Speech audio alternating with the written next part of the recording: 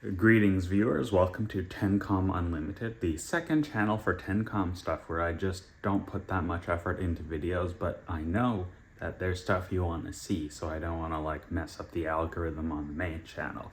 So many people have been wanting to know about my storage system. I've been getting questions on this since I started TennCom, and this is now how it's going to go. So these are two IKEA Ivar shelves, and note that I haven't even cleaned up so you can see exactly what goes on here. These are the skinnier Ivar shelves. I think they're 30 centimeters in depth. And I've made some modifications to them. As you can see here, the first shelf is on an angle, so this should be flush with this drawer, but to get 2 points of contact with every racket because they're round, I've put it at an angle. This is shelf liner to help the rackets grip because I was having this big problem where they would just fall over. This kind of silver guard thing that I have at the top and the bottom are PAX wardrobe handles.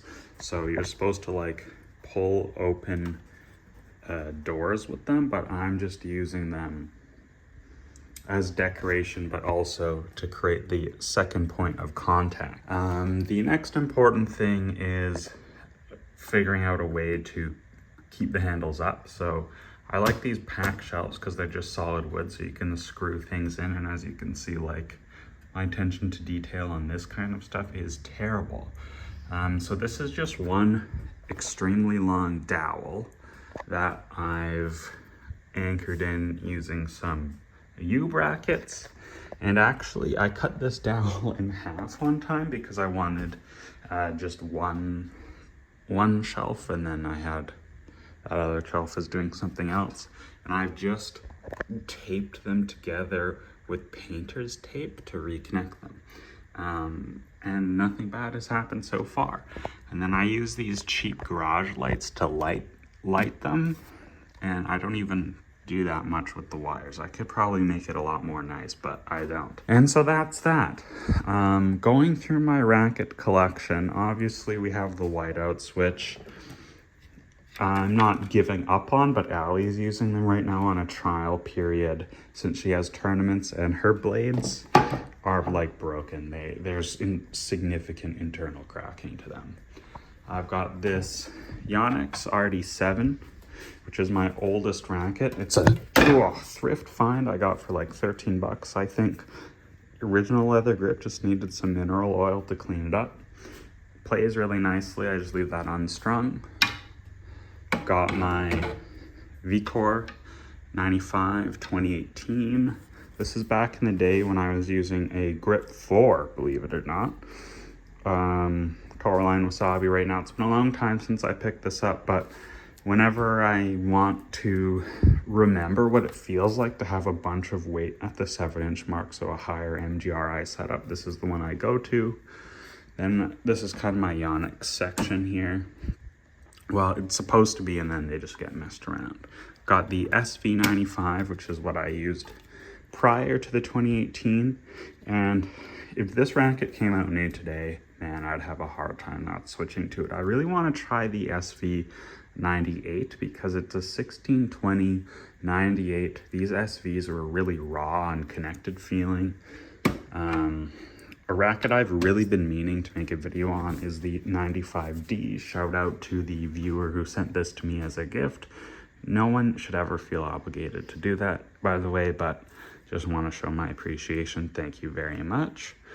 This is probably the most solid feeling racket I've ever used in my life. It is so hefty, it swings. It feels like a brick when you swing it, and then the ball feel is so solid and amazing. This is a racket I am borrowing from a friend.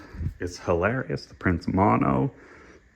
A lot more playable than you would think. Plays nice, feels nice, not easy to use, but is fun. Next, we have the TFX1 305. Notice it has a very circular hoop shape, which I do like, but wish the control was better, and obviously a Technofiber pallet. So that one is for sale, or trade or something. Then this is one of several rackets that was gifted to me by another viewer. It is a Japan exclusive. Thank you very much. This means a lot to me. Anytime I get gifts from viewers, it's an absolute honor. Very wide. It's 104 Japan exclusive. Plays really nice, actually. It's a 290. Yeah, it's a 290, but has a 325 mil balance. I'm saving these for when my dad gets his eyes fixed, and then we can play tennis together again. Then we have the first of 2 Gravity Pros. These are Simon's old frames. Another thing I've been meaning to do is try AC Tennis's setup. He's got like kind of a stripped down Gravity Pro setup for high racket head speed, something I do want to try. Of course, we have my Extreme Tours. And then Simon bought this XT Speed Pro from a friend. I was supposed to string it, but I just haven't. I've never hit it, so I have no idea what it's like. This one is another gift, not sent to me from a viewer, but given to me by a good friend. I can serve bombs with this thing. I think these rectangular pallets, even though I don't like them, are actually awesome on serve. Cap grommets, really buttery, smooth feeling. I like these older 95 Prestiges a lot more than the new super noodly ones. Then we have the LM Radical, which I paid good money for. I think I negotiated Luca down to 80 bucks before he started the YouTube channel many years ago, when we only had like 400 subscribers on TennCom. Still has a bunch of weight on it. I need to dial in the spec, try to find that Djokovic spec again. We have 2 CX200 Tours, which we have videos about. I don't really know what I'm going to do with them. I like having 2 of some things for testing, but I also have other rackets I have 2 of. I want to like these so much, but then it's just like every time I hit them, I feel like my ball is just lacking. Then we have the Monfils TR960 Tour 1820, our Tango. This one plays weird. I had a hard time really figuring it out, but I think some strings I'm used to in a little bit more time, and I'll probably make a members video for that on the main channel. We have the Regna, again, another gift from a very generous benefactor, one of my favorite rackets of all time. This was my dad's racket, Pure Storm Tour, just the normal one. I've added a bunch of weight, and I don't even know that I've hit it since I did that. But I really need to try this again. These were sweet, really nice, kind of like stiff control frame with a lot kind of pop, but super maneuverable and responsive. This was my first ever adult size racket, the Drive Z Lite, pure drive mold basically, but it's only 9 ounces. And then we have my Air Pro Drive GT, another frame I'm borrowing, the Percept 100D, probably gonna make a members only video. I don't know that I have the time for a full review before I gotta give this back. Nice racket. I've got this Encode, which I think I've talked about on the channel before. It's basically new. I got it from a family friend for like 20 bucks off Facebook. But a family friend, it was kind of funny. I just like found the listing, and then I was gonna come and pay full price, and then he like insisted I don't.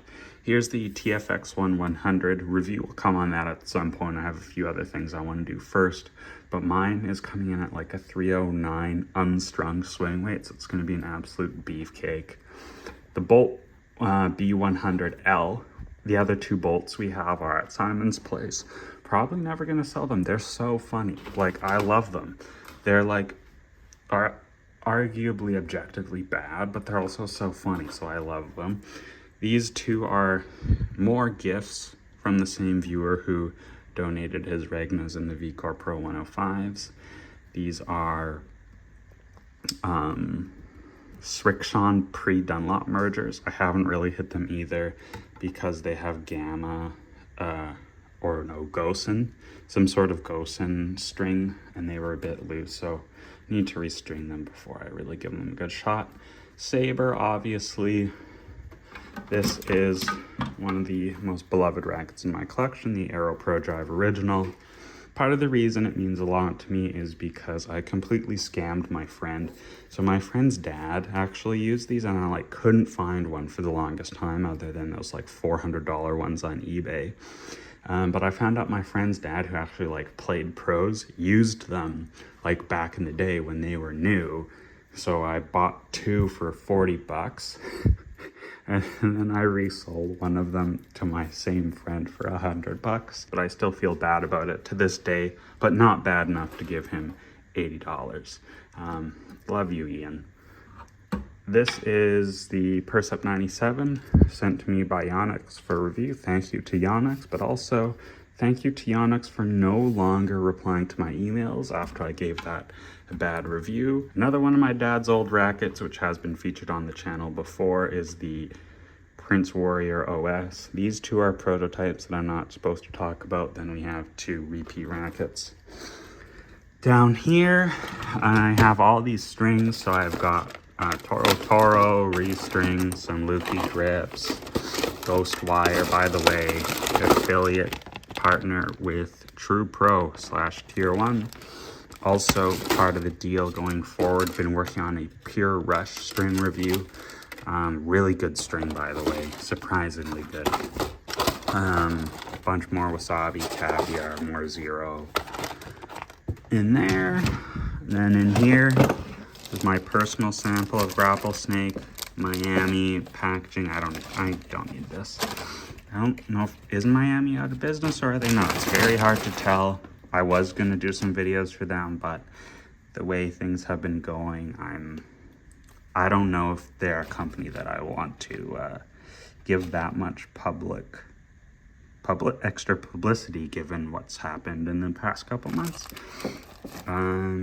This is the Pure Rush. It's so good. You think, oh, it looks like Restring Zero, or oh, it looks like Tour Hex, but it's different. It's its own thing. It's a really, really good string. Atomos is weird. It's rubbery feeling and powerful feeling. It almost doesn't feel like a normal poly. It feels elastomery. A couple more stuff. This is that crap gut that I have. I have some Exalt too, which I need to make a video on. Technofiber is also cool enough to hook me up with some strings, which I really like, but I've tried Black Code and the durability was surprisingly bad. That's just other boring stuff. Down here, Strike and Arrow. Hard time getting rid of these because they're such good baseline 98s, honestly. I really like both of those. Then I've got another Regna and the Pro Stock Tommy, not Tommy. No, is it Tommy? Yeah, it is. Tommy Robredo, which is just a 6195. I think it's a hypercarbon 6195 and it's extended 3/4 of an inch. So it has a 360 swing weight. It's an absolute brick. Feels so stiff too. That's one of the crazier rackets in my collection. That's Ali's Blade. I don't really make a habit of stringing rackets, but I do it for some of Ali's coaching students, so that's that. In here, we've got Simon's Whiteout XTD, which needs new strings. We've got Pure Aero Rafa 290, which I'm heavily considering a switch to. It's got the new Otoro string in it. So this is the one that they did in collaboration with Steve Johnson. I was also on the prototype testing team. Really like this string. Feels a little bit soft and bouncy in there, but plays awesome in the whiteout with the 1820. I think the tighter patterns, it feels a lot more crisp, and then something so open. There's just a lot of string movement. You can see there's some decent notching. It's not too bad because Simon can't keep the ball in right now. Then I'm borrowing from NP Tennis a Pure Rafa Origin. This one has a shockingly low swing weight compared to the other ones that I've been seeing. Here's my notebook. 323 unstrung. So only 350 strung. Simon absolutely loves that thing. A few other rackets that I have that aren't here now, I'm borrowing from MP Tennis, the Boom MP, which I also really like. And that is the Tour. Oh, I guess my stringer. Do you care about my stringer? Gamma X6 FC. X6 means 6-point mount. 1, 2, 3, 4, 5, 6. FC means fixed clamps. And then I put the Wise tension head on, but it's a bit sketch how I have this. So to put the tension head on the Gamma drop weight, it's really hard to make sure that that clears. Apparently you can actually take this Diablo off. It's probably something I should do. So it's only mounted with 2 screws. So when you pull, it wiggles a little bit. So yeah, I've kept my Cocos. I don't know why. I think they're cool. I think Coco is cool.